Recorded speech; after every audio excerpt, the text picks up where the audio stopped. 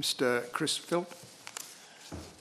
Thank you, Mr. Wilson, and I'd like to join colleagues in congratulating my honourable friend, the member for Lincoln, in securing today's debate. The reason why I'm so keen to come here and speak on this topic today stems from a personal experience which my wife and I had a year or two ago.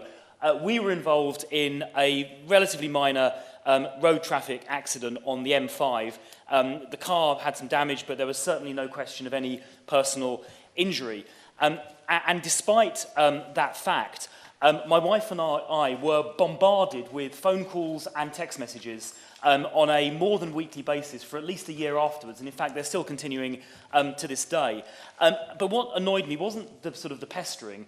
What annoyed me and upset me very greatly was that the person on the other end of the phone tried to persuade me, in fact I'd go further and say tried to coerce me into pretending that I or my wife or my children, who were also in the car, had suffered some form of personal injury when we hadn't.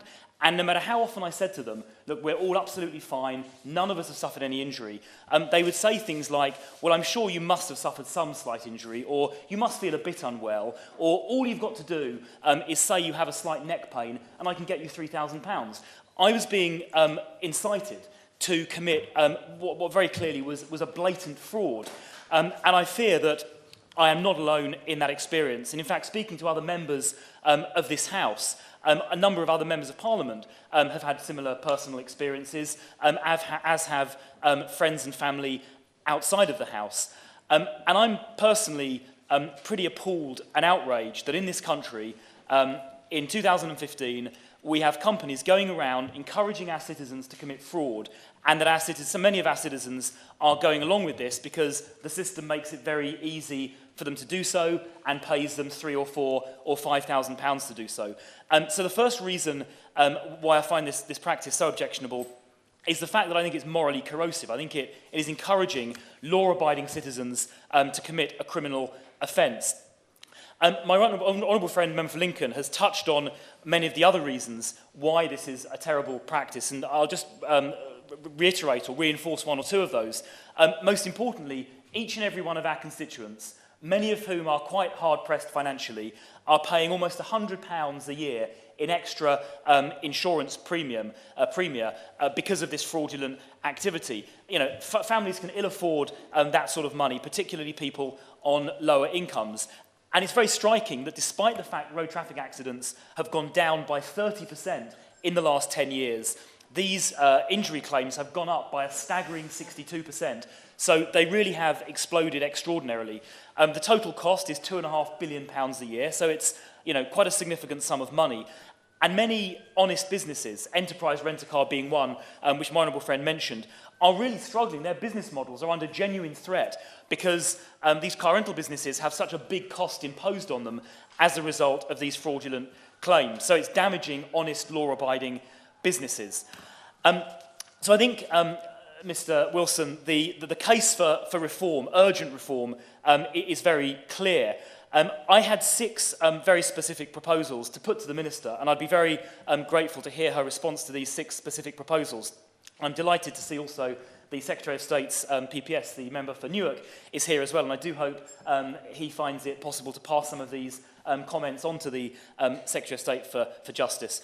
My first specific recommendation or request echoes that of my honourable friend, and that is to completely ban outbound calling to solicit personal injury claims or the use of information obtained from those outbound calls.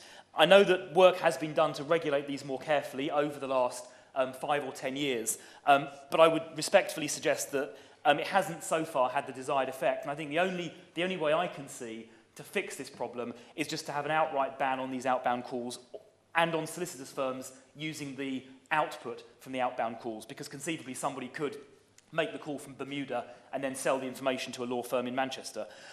My second request, again, echoes that made by my honourable friend from Lincoln, and that is to criminally pursue any claims management firm or solicitor, or indeed member of the public, found to be making a fraudulent claim.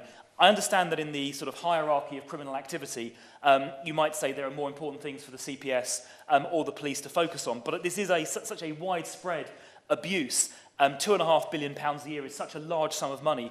I do really think it's something we need to actively pursue via the criminal justice system, because until criminal sanctions are applied to this activity, there is no disincentive. People will just keep on trying to do it.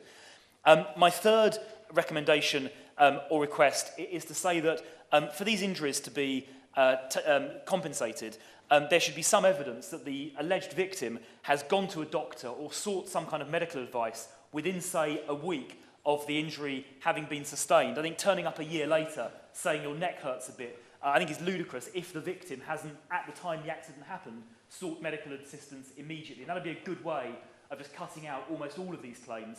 If the claimant hasn't been to see a doctor within a week of the accident happening, then the claim should just be disregarded, I would suggest. My fourth suggestion is that the system adopted in Germany and also in Canada is used, where there is an objective, a very, very firm objective set of criteria. At the moment, people are getting, these claims are being satisfied without producing any evidence other than saying my neck hurts a bit. And if there is no evidence beyond that, I would suggest there should be no cash compensation paid. No evidence, no compensation. My fifth suggestion, again, echoes that of my honourable friend from Lincoln. We seem to think very alike on this topic, and that is a 12-month claim limit rather than the 3-year claim limit currently in force. And my sixth, and the Minister will be pleased to hear, final suggestion is that the limit for lawyers getting involved on a no-win, no-fee basis is increased to £5,000 per claim, up from £1,000. It's been at that level for 16 years, and I think an increase in that level is long overdue. Mr Wilson, I'm grateful for the opportunity to speak today. I'd like to thank my honourable friend from Lincoln again for securing this debate, and thank the Minister, I can see, for listening attentively, and I would be very grateful to hear the Minister's response to those 6 points later in the debate. Thank you.